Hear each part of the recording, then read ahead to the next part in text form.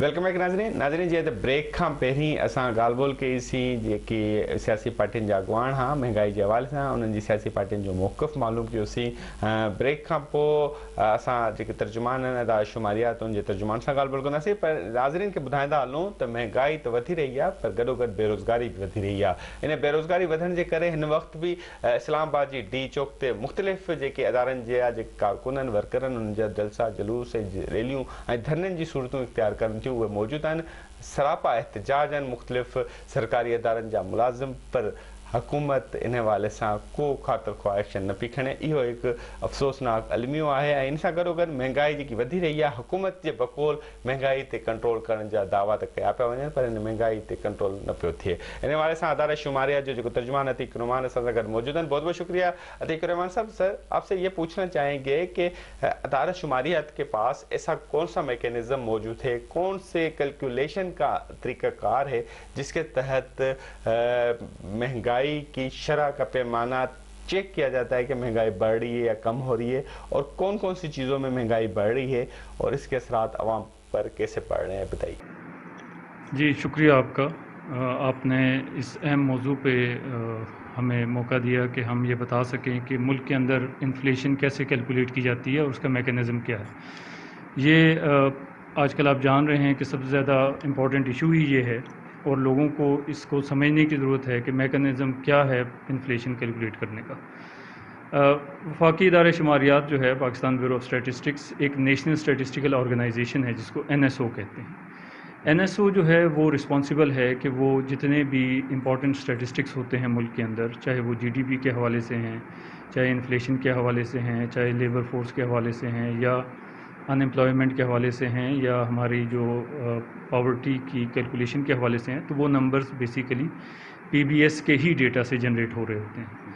तो इसके मैकेनिज़्म को समझना भी ज़रूरी है। इसी तरह प्राइसेस का जो मैकेनिज़्म है, being an NSO national statistical organisation, हमारी जो मेथडोलॉजी है कैलकुलेट करने की वो सिर्फ मुल्क के अंदर ही कंज्यूम नहीं होती या उसको मुल्क के अंदर ही लोग यूज़ नहीं करते। हमारे नंबर्स इंटरनेशनली भी कंपेयर होते हैं।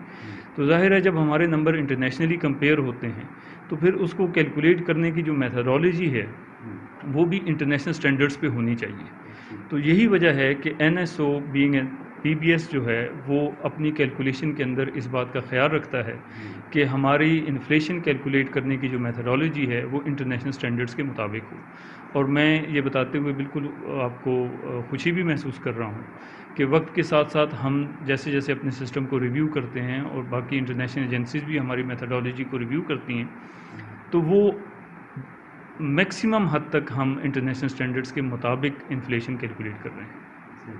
सबसे बड़ी जो इसमें कैलकुलेशन होती है वो ये है कि सबसे पहले हम एक फैमिली बजट सर्वे करते हैं। फैमिली बजट सर्वे में ये होता है कि आप घरानों के पास जाते हैं मुल्क के अंदर, रूरल एरिया में भी और अर्बन एरिया में भी, और उस घराने का जो एवरेज कंजम्पशन का जो पैटर्न है कि वो किस पे कितना खर्च करता है वो पैटर्न मालूम करते हैं। आप उससे पूछते हैं कि आपका प्याज पे ये जो घराना आप सर्वे करते हैं ये सरकारी हो या गैर सरकारी जो मतलब चूँकि हम पूरे पाकिस्तान का फ्रेम हमारे पास है, हमारे पास ये नंबर्स हैं कि इस पूरे मुल्क के अंदर कितने घराने हैं और हमने उनको ब्लॉक्स के अंदर डिवाइड किया हुआ है।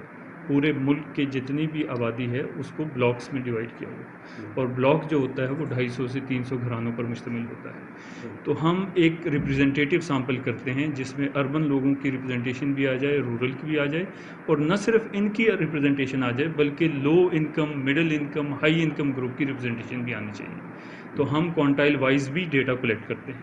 उसमें ये होता है कि घराने की कंजम्पशन पैटर्न को मालूम किया जाता है कि एक गरीब घराना जो है उसका कंजम्पशन पैटर्न क्या है, वो किस पे खर्च करता है, खुराक पे कितना खर्च करता है, अपने पेट्रोल पे कितना खर्च करता है, किरायों पे कितना खर्च करता है, स्कूल यूनिफॉर्म पे कितना खर्च करता है। इसी तरह जो मुतवसत तबका है, मिडिल इनकम ग्रुप जो है उसका कंजम्पशन का पैटर्न क्या है और इसी तरह जो हाई इनकम ग्रुप है उसका कंजम्पशन का पैटर्न क्या है। तो उससे वेट्स डेवलप हो जाते हैं। ये जो हम कहते हैं ना कि इस चीज़ का वेट ज़्यादा है, आटे का वेट ज़्यादा है और शू पॉलिश का वेट कम है और जूतों का वेट कम है और टमाटर का वेट, ये वेट ज़्यादा अफेक्ट वैसे इस महंगाई से कौन सी फैमिलीज हो रही हैं? ये है कि हमारी जो फैमिली बजट सर्वे जिसको हमने हिक्स के नाम से कंडक्ट किया था 2015-16 में, house hold income and income and expenditure survey جو تھا اس کی بیس پہ جو ہم نے انالیسس کیا اس سارے پروسیس کا، تو اس میں یہ ہوتا ہے کہ جو لوور انکم گروپ ہے یا جو رورل ایریا کی جو فیملیز ہوتی ہیں ان کا میکسیمم خرچہ فوڈ گروپ کے اوپر ہوتا ہے، فوڈ آئٹمس کے اوپر ہوتا ہے، اور تقریباً 40 to 44% ان کا خرچہ فوڈ آئٹمس کے اوپر ہو رہا ہوتا ہے، جبکہ جو ہائر انکم گروپ ہے یا جو اربن ایریا کے لوگ ہیں ان کا فوڈ کے اوپر نسبتاً رورل ایریا کی نسبت کم خرچ ہوتا ہے۔ اور یہی وہ وجہ ہے جس کی وجہ سے اس وقت اگر آپ انفلیشن کے نمبر دیکھیں گے تو آپ کو رورل انفلیشن زیادہ نظر آ رہی ہے as compare to urban inflation. اس کی وجہ یہ ہے کہ رورل ایریا کے جو کنزمپشن کا ویٹ ہے آئٹمس کا وہ۔ اچھا، آپ نے بتایا کہ یہ جو اعداد و شمار آپ اکٹھے کرتے ہیں کہ اعداد و شمار کو بین الاقوامی سطح پر بھی کاؤنٹ کیا جاتا ہے، پورے ریجن میں سب سے زیادہ غربت کس ممالک میں ہے، ہمارے جو پڑوسی ممالک؟ جی، اس میں یہ ہوتا ہے کہ ہمارا جس طرح میں نے آپ کو بتایا کہ جو پروسیجر تو سیم ہوتا ہے تمام ممالک کے اندر، اور اس 2015-16 جب ہم نے ابھی ری بیسنگ بھی کی ہے پرائسز کی، تو فار دا فرسٹ ٹائم ہم نے جو رورل انفلیشن ہے وہ بھی اپنے سسٹم کے اندر انکارپوریٹ کی ہے۔ اس سے پہلے ہم صرف سٹیز کی یا اربن ایریاز کی انفلیشن کو کیپچر کر رہے تھے، لیکن 2015-16 کے بعد سے ہم اربن ایریا کی انفلیشن بھی کیلکولیٹ کر رہے ہیں، رورل ایریا کی بھی کیلکولیٹ کر رہے ہیں، اور پھر نیشنل لیول کی بھی کیلکولیٹ کر رہے ہیں۔ اس میں یہ ہوتا ہے کہ جب آپ اسپیشلی جب یہ کووڈ ہو گیا اور کووڈ کا امپیکٹ آنا شروع ہو گیا تو انفلیشن تو ورلڈ وائڈ ہی بڑھی ہے اور ریجن کے اندر بھی بڑھی ہے، لیکن پاکستان کے اندر تھوڑی سی اس کی شرح باقی جو نیبرنگ کنٹریز ہیں اس کی نسبت سلائٹلی ہائر سائڈ پہ ہے۔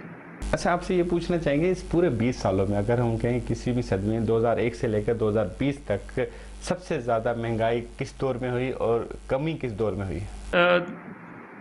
دیکھیں، جس طرح میں نے آپ کو بتایا کہ ہم 2015-16 سے پہلے صرف اربن ایریا کی پرائسز کو کیپچر کر رہے تھے، تو ہمارے پاس صرف اربن کی انفلیشن آ رہی تھی۔ جب وہ 2015-16 میں ہم انٹروڈیوس ہو گئے تو 2015-16 کے بعد سے ہم نے رورل ایریا کو بھی کیپچر کرنا شروع کر دیا۔ جب رورل ایریا انکارپوریٹ ہو گیا اور اس کے ساتھ اربن بھی کیپچر ہو گیا اور پھر آپ کا نیشنل انفلیشن بننا شروع ہو گیا، تو اس نیشنل انفلیشن کو اب پچھلے پیریڈ کے ساتھ کمپیئر کرنا پاسبل اس سینس میں نہیں ہے۔ 16-17 میں مطلب کہ مہنگائی آپ کے خیال میں کم تھی؟